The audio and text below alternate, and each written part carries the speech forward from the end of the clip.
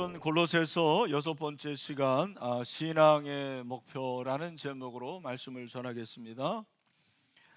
인생에서 목표는 정말 중요합니다. 목표가 있는 사람과 목표가 없는 사람은 천지 차이라 그렇게 생각할 수가 있습니다. 목표는 어떤 역할을 합니까? 목표는 크게 보면 나의 삶의 방향을 결정하는 것 같습니다. 그리고 목표는 삶의 동기를 부여합니다. 또한 내 삶의 현주소를 말해준다고 생각합니다. 마지막으로 목표를 통해서 우리는 성취감을 느끼는 거예요. 이 목표가 내 삶을 변화시킵니다. 여러분의 삶을 어떻게 변화시킬까요? 첫 번째로 우리가 목표를 계속 달성하면 즐거움과 동기를 느끼게 해주는 거예요. 제가 여러분에게 말씀드린 대로 그렇습니다. 또한 우리가 목표를 달성하다 보면 그 목표가 나의 습관이 되는 거예요. 그래서 내 삶의 습관이 바뀌고 변화되는 것을 우리는 발견합니다. 뿐만 아니라 그 목표 달성을 통해서 자신감이 생기는 거예요. 늘 저는 우리 부모님들에게 그렇게 제가 제안을 합니다. 자녀들이 조그만 것이라도 성취감을 느낄 수 있도록. 그게 굉장한 힘이 되는 거예요. 자신감을 불러일으킵니다. 그래서 마지막으로 우리가 이렇게 목표를 달성하고 성취하면 문제를 해결할 수 있는 능력을 얻게 되는 거예요. 이게 바로 목표 달성의 효과라고 생각을 합니다. 제가 근자의 퓨처 셀프죠. 퓨처 셀프라는 설교를 하면서 여러분에게 제안을 했습니다. 금년에 우리 3가지 목표를 좀 정하자. 그렇게 제안을 했는데 아마 모르긴 몰라도 대부분이 효용하지 않았으리라고 저는 믿어 의심치 않는데 여러분 3가지를 꼭 정하세요. 많이 정하지 말고 3가지를 정해서 그 3가지를 위해서 기도하고 또 최선을 다하고 그걸 위해서 전심하고 정진하면 큰 그런 성취감이 생기는 거예요. 저는 그 퓨처 셀프라는 책을 큰 도전을 받고 내가 금년에 어떠한 목표를 세울까 3개를 세웠습니다. 첫 번째는 2번째 책을 제가 좀 저술을 해야 되겠다. 첫 번째 책을 저술을 하고 보통 한 3년 안에 또 책을 써야 되는데 제가 이런 저런 이유로 책을 쓰지를 못했습니다. 제 첫 번째 책이 6쇄 정도까지 나온 것 같은데 그래서 출판사에서 원하는데 제가 이번에 마음을 먹고 지난 연말 당회에서 허락을 받아서 한 10주 정도 시간을 내 가지고 책을 좀 쓰려고 합니다. 여러분도 생각나실 때마다 영감이 필요하거든요. 그래서 좋은 책을 쓸 수 있도록 기도해 주시면 감사하겠습니다. 2번째는 그림 1:1 전도를 좀 매주 한 명에게 해야 되겠다 하고 이걸 가지고 다니는데 참 이게 어려워요. 전도하기가 참 쉽지 않습니다. 그러나 일단 목표로 세우고 최선을 다하려고 하고 마지막으로는 제가 이제 일본어를 좀 공부를 하려는 뜻을 세웠어요. 이런 목표를 세우고 제가 구몬 일본어를 시작했습니다. 구몬 선생님이 매주 제 방에 와가지고 제 아내하고 히라가나 가타카나 다 지금 하고 있습니다. 빌 게이츠에게 최근에 이제 기자가 물었어요. 당신의 인생에서 후회되는 게 뭡니까? 2가지. 아내하고 이혼한 거. 2번째는 외국어를 하나도 배우지 못한 거. 저도 또 그 도전을 받고 원래 좀 외국어를 하려고 했는데 해야 되겠다라고 마음을 먹고 지금 실천을 하고 있습니다. 신앙생활에서도 목표가 있어야 되죠. 초대교회 성도들은 모진 핍박 가운데서도 신앙을 지켰습니다. 사자굴에 들어가고 사자의 밥이 되고 화형에 처하는 그러한 핍박을 당하면서도 끝까지 믿음을 견지했어요. 믿음을 지켰어요. 아니 그들이 믿는 예수님과 우리가 믿는 예수님이 뭐가 다릅니까? 그러나 우리는 조그만 것에 의해서 신앙을 포기하고 예수님을 부인한 적이 있는데 이들은 그러지 않았습니다. 왜 그럴까? 저는 그들에게 신앙의 목표가 선명했기 때문이라고 생각을 합니다. 그 신앙의 목표는 다른 것이 아니라 천국이죠. 천국에 대한 목표. 늘 천국이 그들에게는 목표가 되었어요. 오늘 이 자리에 있는 여러분에게 질문합니다. 여러분은 신앙생활의 목표가 있습니까? 신앙의 목표가 있습니까? 물론 우리가 구원받고 천국 가는 것은 당연한 것입니다. 예수 믿으면 그런 은혜가 주어지는 거예요. 구원 이후에 여러분의 신앙의 목표가 뭡니까? 행복해지는 것인가요? 건강해지는 것입니까? 출세하고 성공하는 것입니까? 여러분의 자녀들을 스카이 대학 보내는 것입니까? 좋은 아파트를 구입하는 것입니까? 건강한 것입니까? 어떤 것도 좋습니다. 그러나 우리가 예수님을 만난 후에는 신앙의 새로운 목표가 생겨야 됩니다. 그 목표가 무엇입니까? 오늘 28절에 보니까 우리가 그를 전파하여 각 사람을 권하고, 우리는 바울과 디모데를 말하고 그는 예수 그리스도를 전파하여, 주어는 우리고 그리고 본동사는 전파하여예요. 근데 우리가 왜 예수를 그렇게 전파하냐면 그 전파하는 궁극적인 목적은 골로새 교인들로 하여금 완전한 자로 세우려 함이라 라고 말하고 있습니다. 사도 바울의 사역의 목표는 큰 교회를 세우고 또 엄청난 인기를 얻고 이런 것이 아니었다라는 거예요. 한 번도 보지 못했던, 만나지 못했던 골로새 교인 한 사람 한 사람을 완전한 자로 세우는 것이 그의 사역의 목회였다고 그렇게 말합니다. 그의 가슴에 품은 신앙의 목표는 성도 한 사람 한 사람을 완전한 자로 세우는 것이었습니다. 그 말은 골로새 교인들의 신앙의 목표는 그리스도 안에서 완전한 자가 되는 것이라는 것을 우리에게 가르쳐 주는 것이죠. 그렇습니다. 신앙의 목표는 내가 그리스도 안에서 완전한 자가 되는 거예요. 그리스도 안에서 완전한 자. 여기 이 완전하다는 단어는 그게 두 가지 의미가 있는데, 그 말 그대로 완전하다고, 또 하나는 성숙한, 완전한 성숙한. 개역 성경에는 온전한 그랬는데 이번에 개역 개정에서는 완전한으로 그렇게 바꿨어요. 완전하다라는 것은 구약의 제사 드릴 때 희생 제물을 드리는데 양을 드릴 때 어떤 양입니까? 토실토실하고 잘생긴 우유 젖 잘 짜는 그런 양입니까? 아니죠. 뭐가 없어야 돼요? 흠이 없어야 돼요. 바로 그걸 말하는 거예요. 그게 완전한 거예요. 우리가 그리스도 안에서 그렇게 흠이 없는 자가 되는 것이 신앙의 목표라는 것을 말해줍니다. 또 하나 성숙한 것은 어린아이가 나이가 들어감에 따라서 성장해서 장성한 어른이 되는 것이 성장한, 그죠? 이게 바로 완전하다라는 의미라는 거예요. 학자마다 완전하다라는 것이 무엇인가 의견이 분분합니다. 그래서 더글라스 무 같은 학자는 완전하다고 하면 이건 너무 강한 거다. 우리가 어떻게 흠이 없을 수가 있냐. 그러나 이것이 성숙한 그런 의미로 해석한다면 이건 너무 약한 거다. 한 중간 정도라고 그렇게 얘기를 해요.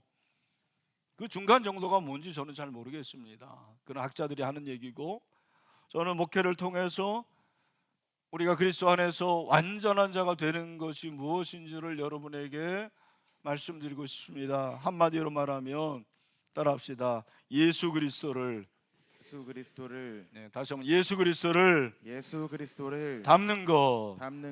완전한 게 뭐예요? 예수 그리스도를 닮는 거예요. 우리 사랑하는 신인의 성도 여러분, 여러분의 신앙의 목표는 예수 그리스도를 닮는 거예요. 여러분, 이것이 여러분의 목표가 되기를 축원합니다. 예배 드리러 올 때 나는 예수 그리스도를 닮기 위해 예배 드리는 거야. 또 가정생활할 때 여러분의 신앙의 목표가 예수 그리스도를 닮는 것이 되어야 되는 거죠. 꼭 제자 훈련을 받고 제자 훈련 준비만을 해서가 아니고 우리의 모든 신앙은 목표가 누구를 닮는 것이다?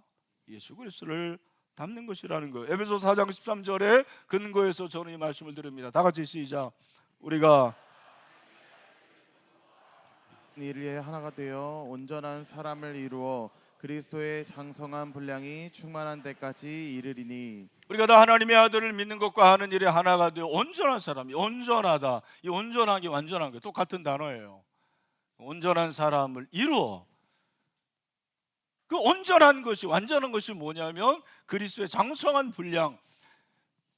이것도 굉장히 어려운 말이에요. 그리스도의 장성한 분량. 그러니까 그리스도가 성숙한, 그리스도가 정말 충만한 그 정도까지 돼야 된다라고 얘기하고, 이것이 바로 신앙의 목표라는 것을 말해주는 거죠.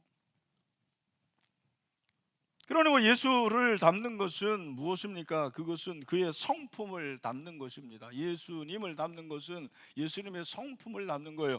예수님의 성품이 뭡니까? 예수님의 성품을 스스로가 말씀하시기를 나는 온유하고 겸손하다, 그렇게 말씀하셨어요. 마태복음 11장 29절, 나는 마음이 온유하고 겸손하니 나의 멍에를 메고 내게 배우라, 그리하면 너희 마음이 쉼을 얻으리니. 아멘. 예수님의 성품은 온유한 거예요. 온유한 게 뭡니까? 온유한 것은, 이것도 어려운 단어예요. 온유한 것은 거친 야생마가 막 훈련시켜서 주인의 말에 순종하는, 가끔 영화에 그런 장면이 나오지 않습니까? 그게 바로 온유한 거예요. 예수님이 온유했어요. 바로 그 예수님이 온유했다고 말씀하십니다. 여러분, 신자가 가정에서 막 화내고 거친 말하고 욕하고 남 비난하고, 여러분, 이것은 신자의 온전한 모습이 아닙니다. 우리가 그래서는 안 되는 거예요. 우리는 정말 예수님처럼, 물처럼, 그게 옳은 표현인지는 모르겠는데 하여간 온유한 그리스도인이 되시기를 주님의 이름으로 축원합니다. 겸손한 것은 나를 낮추고 상대방을 높이고 상대방이 잘 되기를 원하고 축복해주고 축하해주는 게 겸손입니다. 나를 낮추는 것보다 더 어려운 것은 남을 높여주는 거라고 생각합니다. 남이 잘 되는 것을 손뼉 쳐주고 정말 축복해주는 그것이 겸손이에요. 겸손은 중요한 것이 무엇입니까? 내가 죄인임을 깊이 깨닫는 게 겸손이라고 생각합니다. 저 사람은 저런데 지적하고 늘 남의 티를 보고 나의 들보를 보지 못하는 것은, 그것은 바로 교만이에요. 겸손은 나의 들보를 보는 거예요. 내가 죄인이구나. 심령이 가난한 것입니다. 심령이 가난한 자는 복이 있다, 주님 말씀하셨어요. 그게 바로 겸손의 모습입니다. 오늘 이 자리에 있는 저와 여러분 모두 온유하고 겸손한 그리스도를 닮게 되기를 축원합니다. 또한 그리스도를 닮는 것은 사랑하는 것이죠. 요한복음 13장 34절 35절 다 같이 시작. 새 계명을 너희에게 주노니 서로 사랑하라. 내가 너희를 사랑한 것 같이 너희도 서로 사랑하라. 너희가 서로 사랑하면 이로써 모든 사람이 너희가 내 제자인 줄 알리라. 제자 훈련하면 변화가 된다고 하는데 뭐가 변화가 되는 거냐? 많은 사람들은 제자 훈련하면 변화되는 게 안 하던 큐티하고 뭐 기도를 하루에 몇 분 이상 하고 전도하고 이런 걸로 생각을 해요. 맞습니다. 그러나 진정한 제자 훈련의 변화의 시작은 저는 사랑이라고 생각하고, 그 사랑의 시작은 배우자를 사랑하는 거예요. 우리가 이웃을 굉장히 멀리 생각하는 거예요. 이웃은 가까이 있는 게 이웃입니다. 가장 가까운 이웃은 내 배우자예요.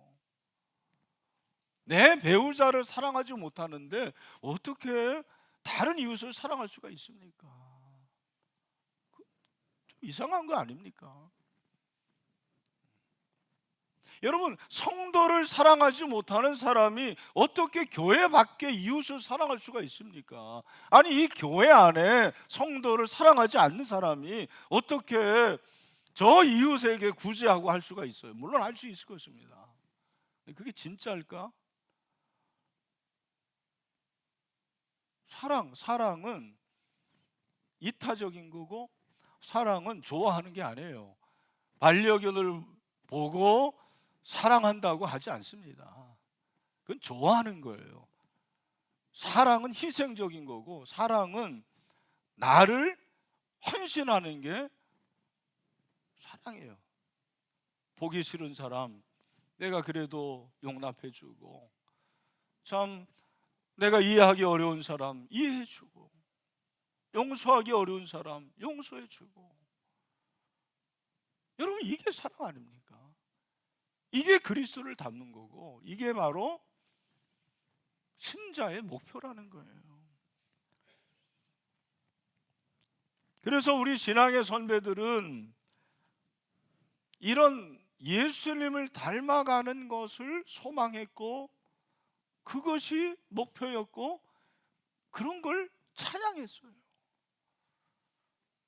찬송가 452장이죠. 우리 찬송가 452장, 내 모든 소원. 여러분의 기도가 이런 기도가 있는지 한번 스스로를 돌아보면서 우리 찬송을 한번 불러보겠습니다.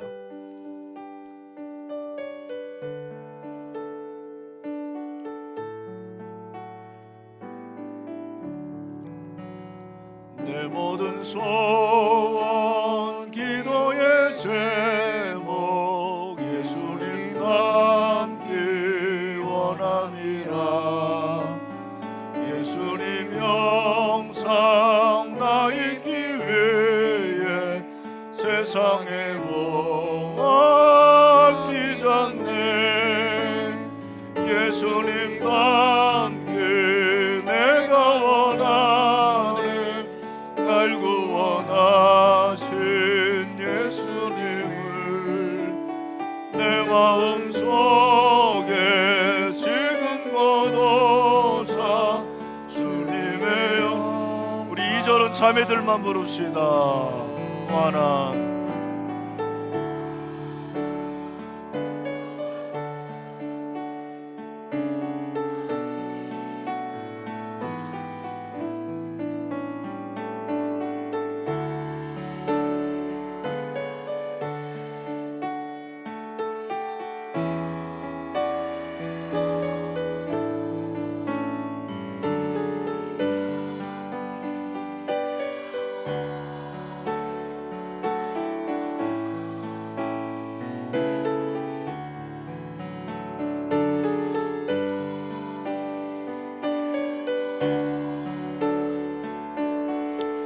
우리 3절은 형제들만, 겸손한 예수, 겸손한 예수, 거룩한 주님, 원수의 멸시 참으시사 우리를 위해 고난을 받은 구주를 담게 하옵소서. 예수님 닮기, 예수님 닮기 내가 원하네. 날 구원하신 예수님을 내 마음속에 지금 거둬사 주님의 영상 인치소서. 아멘.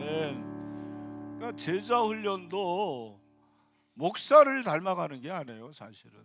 물론 목사가 예수를 닮아가니까 그런 의미에서 목사를 닮아가는 거지만, 진정한 제자 훈련은 누구를 닮아가는 거예요? 예수를 닮아가는. 그런 면에서 카리스마가 카리스마가가 아니라 이 카리스마가 너무 큰 이 목회자들이 제자를 하기가 어려워요. 네. 나는 그렇게 생각해요. 제자 훈련은 좀 자기가 부족하다고 생각하는 목회자들이 잘하는 것 같아요. 예수님을 닮아가야 되니까, 나도 부족하니까 함께 그리스도를 닮아가는 것, 그것이 진정한 훈련의 목적이죠. 그러니까 그런 의미에서 우리 한국교회 제자훈련, 그러니까 이제 우리 제자훈련이라고 하면 이제 사랑의 교회 오카노 목사님을 통해서 우리가 그런 훈련을 하고 있는데, 이 제자훈련의 어떤 맹점이 뭐냐면 너무 제자훈련이 테크니컬하게 그렇게 변질이 된 거예요. 무슨 말이냐? 그냥 숙제 잘해오고 뭐 시키는 대로 잘하고 뭐 전도하고 뭐 이런 눈에 보이는 것을 잘하면 제자 훈련을 잘하는 것으로 생각하는 거예요. 물론 일면 맞습니다. 본질이 중요한 거 아닙니까? 정말 이 제자도의 본질, 주님을 닮고 주님처럼 그렇게 순종하고 전적 위탁하고 섬기고, 이게 제자 훈련인데, 이런 모습은 뭐 없는 건 아니겠죠. 이게 문제예요. 또 제자 훈련이 어떤 그 수료한 서티피케이트, 이것이 자격이 돼 가지고 이 자격증을 얻어야지 뭐를 할 수 있다라는, 이것도 사실은 그렇게 건강한 건 아니라고 생각을 합니다. 우리가 정말 신앙을 통해서 그리스도를 닮아가는가? 이건희 목사도 마찬가지입니다. 내가 정말 주님을 더 닮아가고 있는가? 10년 전에 비해서, 20년 전에 비해서 나에게 그런 모습이 있는가? 내가 늘 질문해야 되는 거예요. 여러분도 마찬가지입니다. 그러면 어떻게 신자가 이렇게 그리스도를 닮아갈 수가 있느냐? 오늘 많은 얘기를 내가 할 수 있는데 시간이 많이 지났는데, 크게 두 가지, 하나는 훈련이고 하나는 양육이라고 그렇게 저는 생각을 합니다. 28절에서 우리가 그를 이게 본동사고, 권하고와 가르침은 분사예요. 분사는 뭐 하면서 우리가 이렇게 해석하잖아요. 그러니까 우리가 예수님을 전파하는데, 예수님을 전파하는 것은 그냥 예수 믿고 천국 가십시오가 아니고, 원래 복음 전파라는 것은 훈련과 양육을 다 포함하는 거예요. 그러니까 각 사람을 권한다, 이 권한다라는 것은 믿어보세요 이게 아니고, 이 권한다라는 것은 굉장히 센 의미입니다. 이 권한다라는 것은 경계예요. 경고입니다. 예수님 안 믿으면 큰일 난다, 그리고 예수님처럼 살지 않으면 안 된다, 이 교정, 잘못된 것을 교정하는 게, 이게 권하는 거예요. 이게 훈련이죠. 그러니까 훈련은 우리의 관행을 바로잡습니다. 그러니까 우리가 신앙생활을 하는 거는, 여기 새가족들은 좀 예외인지 모르지만 적어도 신앙생활, 교회생활 10년, 20년 한 사람들은 신앙생활을 관행으로 하는 거예요. 내가 본 대로, 내가 경험한 대로 하는 거예요. 그걸 고칠 생각은 안 합니다. 잘못된 게 많은데 고칠 생각 안 해요. 훈련은 그걸 고쳐주는 거예요. 그래서 훈련을 받는 것입니다. 그러니까 이 훈련은 신자가 됐다고 다 되는 게 아니. 우리 여기 형제들, 자, 민간인이 군인이 됐다, 그럼 군인 신분이 되는 거잖아요. 근데 군인이 됐다고 해서 다 군인인가? 아니에요. 군인이 되자마자 어디 가야 돼요? 훈련소 가야 돼요. 논사훈련소. 저는 29연대 소속입니다. 출신입니다. 거기서 열심히 뺑뺑이 돌았습니다. 그러니까 조금 되는 거죠. 뭐 사격도 하고, 이게 훈련이라는 거예요. 여러분도 그런 훈련을 거쳐야 되는 거죠. 말씀을 통해서 그런 훈련을 하는 거예요. 이 훈련을 언제까지 해야 되느냐? 죽을 때까지 하는 거예요. 하나님을 아는 지식이라는 책을 쓴 J.I. 패커가 이런 말을 했습니다. 나는 아직도 생각이 모자른 어린아이에 불과하고 매일 비틀거리고 어설프게 더듬으며 무언가에 걸려 넘어진다. 이게 몇 살짜리입니까? 이거는 내가 보니까 우리 서윤이 정도 되는 것 같아요.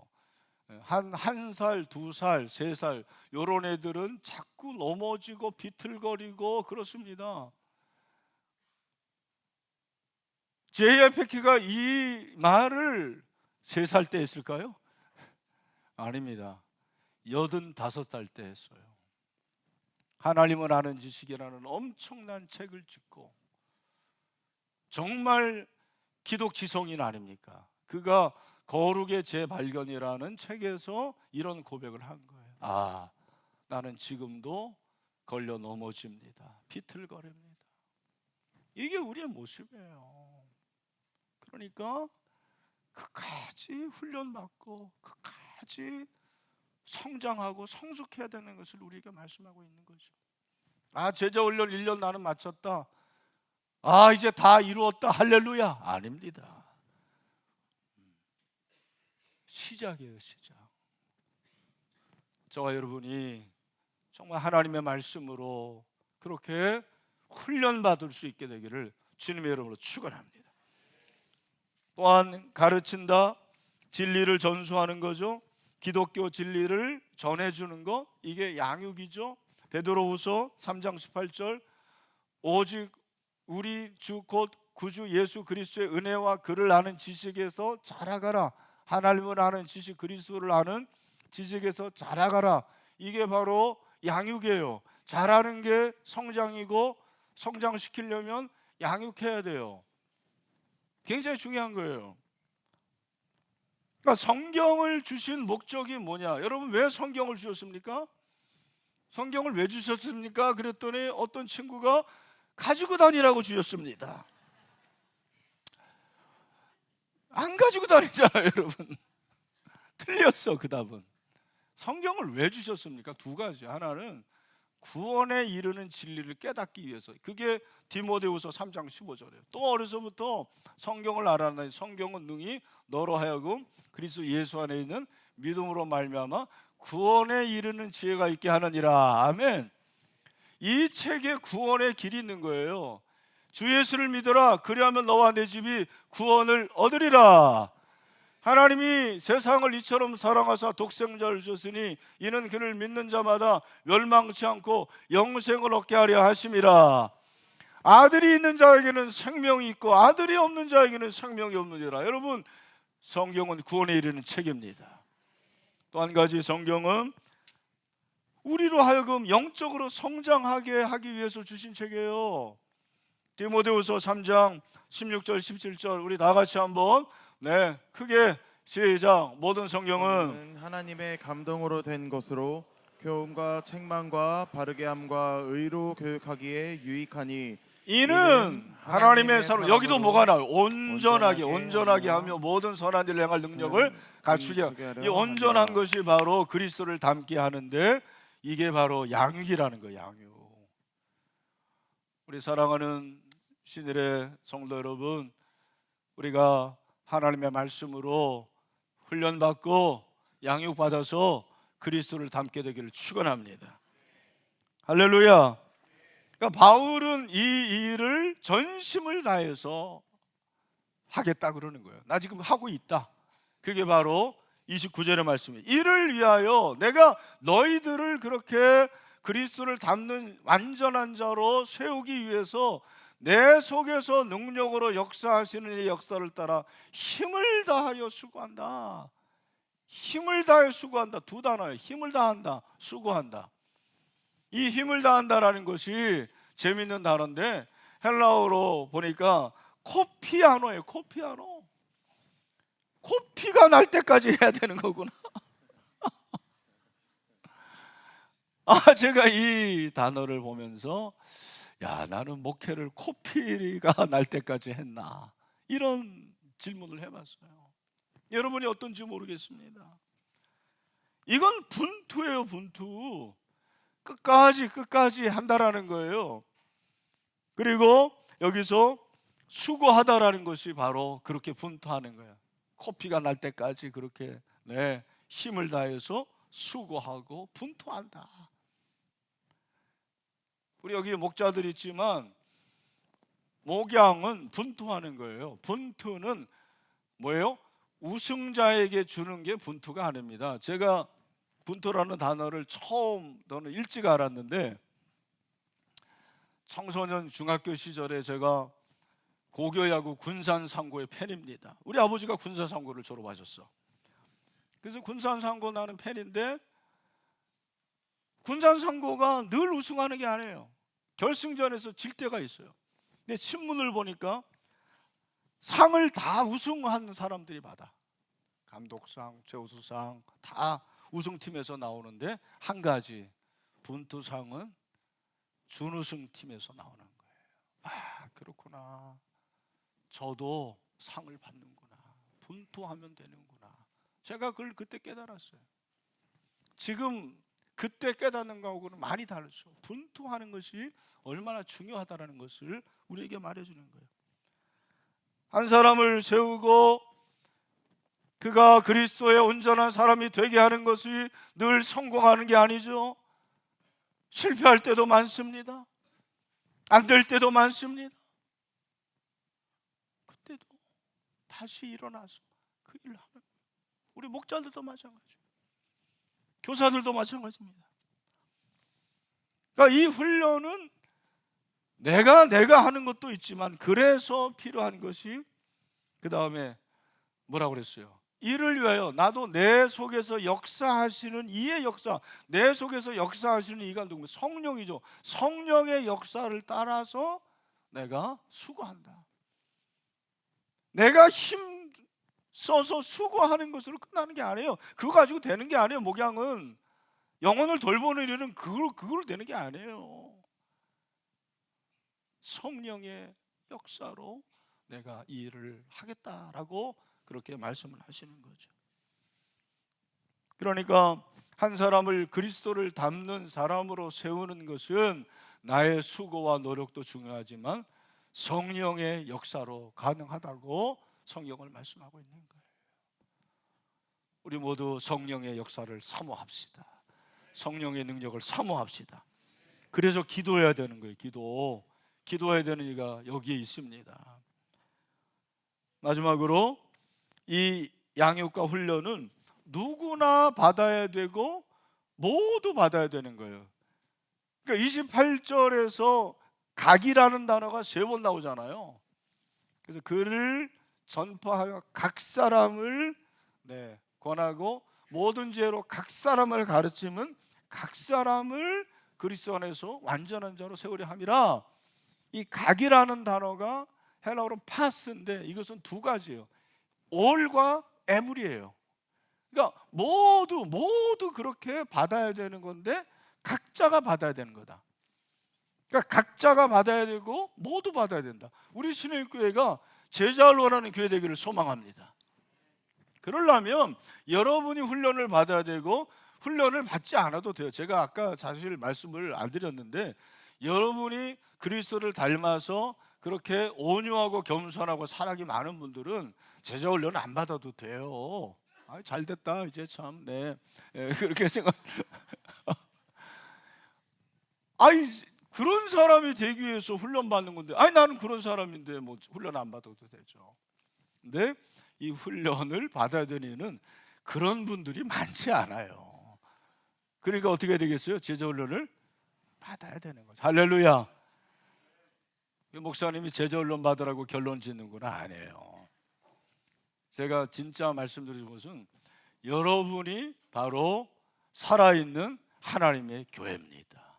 여러분, 우리 교회는 본당이 좁아도 하나님의 기쁨이 되는 교회가 될 줄로 믿습니다. 이런 은혜가 넘치게 되기를 축원합니다. 신앙의 목표는 뭐다? 그리스도를 닮아가는 것이다. 할렐루야.